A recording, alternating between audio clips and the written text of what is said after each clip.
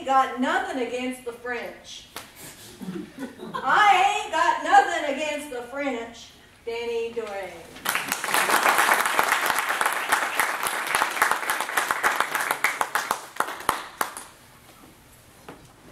That's right. I ain't got nothing against the French.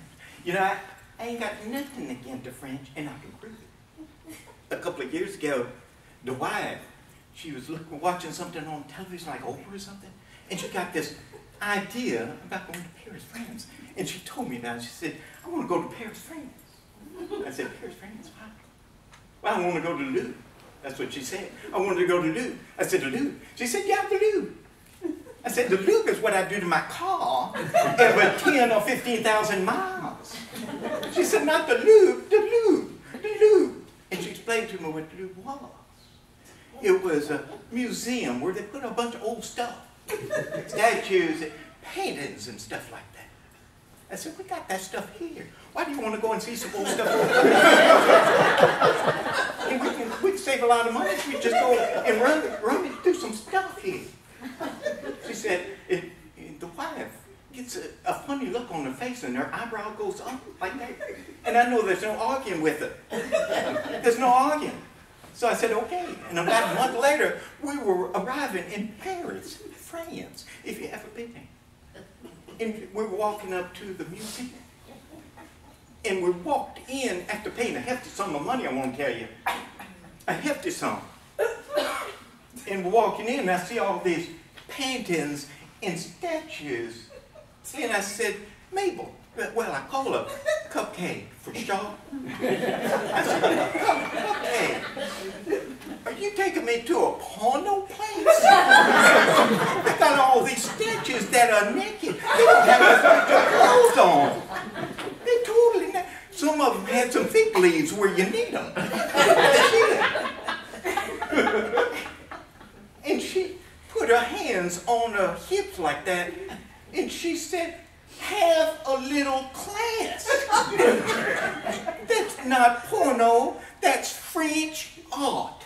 It's French art. And she grabbed me by the ear, and she started dragging me like this. And it almost hurt my feelings. Almost. And she said, we come to see the Mona Lisa, and you don't have to watch and look at those statues. The Mona Lisa was a little further down.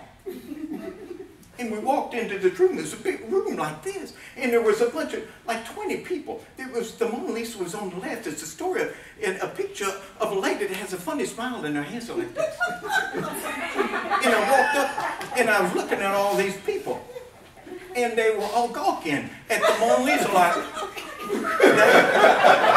and what do you do with paintings? You go, well, that's a painting, and then you walk on. You don't sit there and stand there and gawking like that. I go, what's wrong with all these people?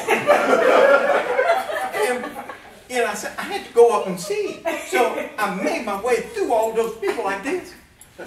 And I looked at the Mona Lisa, and she looked back at me. That gave me a funny feeling on my stomach. So I moved to the left like this, and her eyes moved like that. And then I moved to the right, and her eyes moved like that. I said, okay, this pain is giving me a funny feeling. And I have to leave, but I ain't got nothing against the French. I ain't got nothing against the French, except for when last year she wanted to go to a French restaurant.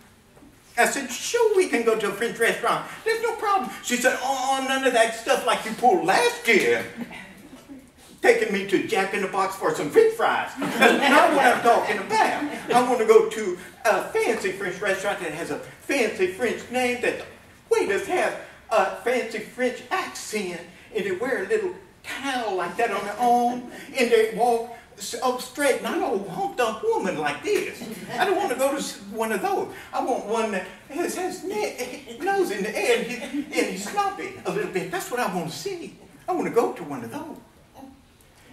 And she got that funny look on her face. And her eyebrow went like that. I knew there was no arguing. So I said, okay.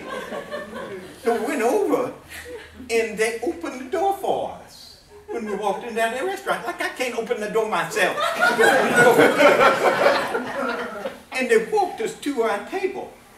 And like I couldn't walk myself. All they had to do was point.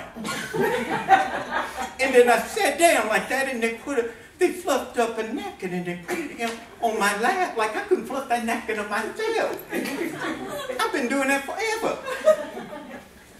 And she sat down, she said, I want some escargot. I said, escargot? That's snails. It runs on the cement and I step on them accidentally.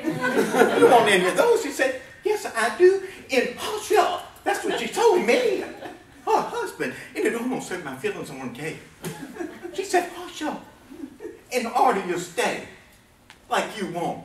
So the maitre d', the waiter came up and he would say like, Madame, Monsieur, can I help you? And she ordered an escargot. And I said, yeah, I want a chicken fried steak. I want a mess of potatoes, and I want some beans. That's all I want. He said, we don't have any chicken fried steaks, sir. We have some filet mignon. I said, you got a steak? He said, that's our premium steak, sir. I said, well, give me a mess of that and a mess of potatoes and beans. He came back 15 minutes later, and a plate this big. It was huge. I thought I was going to get a big helping, but there was 2 ounces of steak. And I looked at the steak, and I looked at him, and I looked at the steak, and I looked at him, and I said, where's the rest of it? He said, not $65 worth of steak. He said, if you're still hungry, you can order some more. And I thought to myself, I'm not going to order no more. I'm going to stop in at Jack in the Box on my way home. That's what I want to do. So guys, if the wife wants you to go to, it's her birthday and she wants you to go to a fancy French restaurant, get her something that she really wants. Like a toolbox and some tools. She's going to be angry with you anyway, and you'll have something that you want. Miss Toastmaster.